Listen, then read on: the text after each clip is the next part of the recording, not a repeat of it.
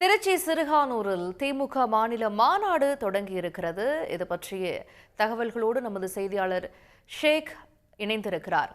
ஷேக், சிறுகானூரில் மிக பிரம்மாண்டமாக திமுகவினுடைய இந்த மாநாடு ஏற்பாடு செய்யப்பட்டிருக்கிறது. விவரங்கள் என்ன? திருச்சி மாவட்டம் சிறுகனூரில் திமுகவின் 12வது மாநில மாநாடு தொடங்கி நடைபெற்று வருகிறது. இந்த மாநாட்டின் தொடக்கமாக ஸ்ரீகாந்த் தேவாவின் இன்னிசை நிகழ்ச்சி தொடங்கி விமர்சையாக நடைபெற்று வருகிறது.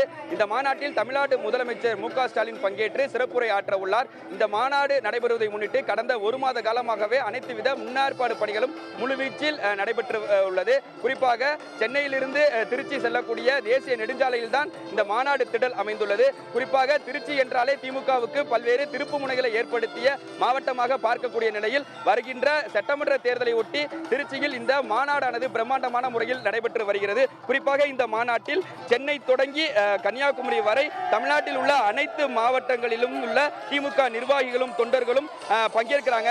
ஏறக்குறைய 10 லட்சம் பேர் பங்கேற்கும் விதமாக இந்த மாநாடு ஏற்பாடு செய்யப்பட்டுள்ளது. இந்த மாநாட்டின் நுழைவாயில் ஒரு பிரம்மாண்டமான நுழைவாயிலாக அமையப்பட்டுள்ளது. அதே போல் LED திரையுடன் கூடிய விழா மேடை அமைக்கப்பட்டுள்ளது. அந்த மேடையில பல்வேறு தொழில்நுட்பங்களை கலைஞர்களை கொண்டு தொழில்நுட்பமும் செய்யப்பட்டுள்ள நிலையில இந்த மாநாடு என்பது ஒரு மிகவும் எதிர்பார்ப்புக்கிடையே இந்த மாநாடானது நடைபெற உள்ளது.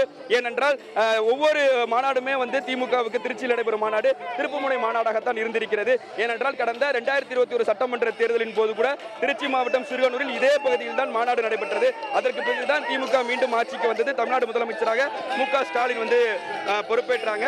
அந்த வகையில தான் வரக்கூடிய சட்டமன்ற தேர்தல் இன்னும் சில தினங்கள்ல அறிவிக்கப்பட உள்ள நிலையில இந்த மாநாட்டை தமிழ்நாடு மக்கள் மட்டுமின்றி திமுக தொண்டர்கள், திமுக நிர்வாகிகள் மட்டுமின்றி இந்தியாவே உற்று நோக்கக்கூடிய மாநாடாக இந்த மாநாடு பார்க்கப்படுகிறது. இந்த மாநாட்டிற்கு ஏராளமான தொண்டர்கள் காலையிலிருந்தே சாராசாரியாக வருகை தந்து ஒரு உற்சாகத்துடனே பார்க்கக்கூடியதை நம்மால் காண முடிகிறது. ஒளிப்பதிவாளர் பாண்டியன் காட்டக்கூடிய காட்சியில் கூட பார்க்கலாம். தொண்டர்கள் ஆடிப்பாடி உற்சாகமாக நடனமாடி வருவதையும் நம்மால் காண முடிகிறது. குறிப்பா இன்னும் சற்று நேரத்தில் தமிழ்நாடு முதலமைச்சர் மு க ஸ்டாலின் இந்த மாநாடு நடைபெறும் திடலுக்கு வர இருக்காங்க. நுழைவாயிலில் பிரம்மாண்டமான முறையில் அமைக்கப்பட்டுள்ள 100 அடி கொடிக்கம்பத்தில் திமுகவின் இருவண்ண கொடியை ஏற்ற போறாங்க. அதற்கு பிறகு திறந்த வழி வாகனம் மூலமாக மாநாடு திடலுக்கு தமிழ்நாடு முதலமைச்சர் மு க ஸ்டாலின் செல்றாங்க. அப்போது நிர்வாகிகளும் தொண்டர்களும் அவருக்கு உற்சாகமாக வரவேற்பு அளிக்க காத்திருக்காங்க. பின்னர் விழா மேடையில் தோன்றும் தமிழ்நாடு முதலமைச்சர் மு க ஸ்டாலின் விழா மேடைக்கு நடுவே அமைக்கப்பட்டுள்ள ரேம்பாக் செல்வதற்காக அமைக்கப்பட்டுள்ள பகுதியில் தமிழ்நாடு முதலமைச்சர் மு க ஸ்டாலின் ரேம்பாக் சென்று தொண்டர்களையும் நிர்வாகிகளையும் சந்திக்க போறாங்க.